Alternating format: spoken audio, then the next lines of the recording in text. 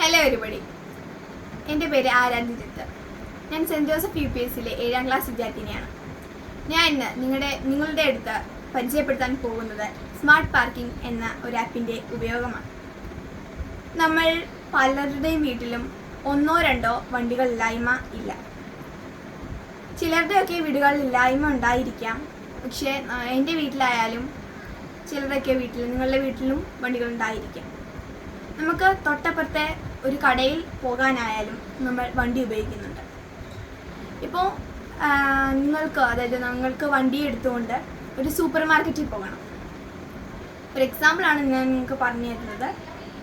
ആ ഒരു സൂപ്പർ മാർക്കറ്റിൽ പോകാനായിട്ട് അവിടെ ഒരു പാർക്കിംഗ് സിസ്റ്റം ഉണ്ടോ എന്ന് നിങ്ങൾക്കറിയില്ല. ചിലപ്പോൾ ഇല്ലായിരിക്കാം. ഇല്ലെങ്കിൽ നിങ്ങൾ വഴികളുടെ അരികിലൊക്കെ വണ്ടി നിർത്തിയിടും.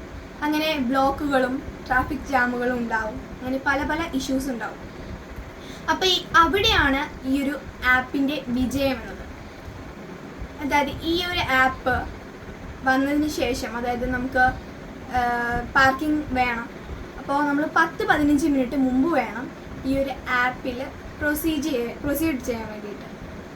അതായത് നമുക്ക് ഇപ്പോൾ പാർക്ക് ചെയ്യേണ്ട സ്ഥലം എവിടെയാണ് നമുക്ക് പാർക്ക് ചെയ്യേണ്ടത്, നമ്മുടെ വെഹിക്കിളിൻ്റെ കാര്യങ്ങളെല്ലാം ഇതിനകത്ത് ഇൻഫോം ചെയ്യാം.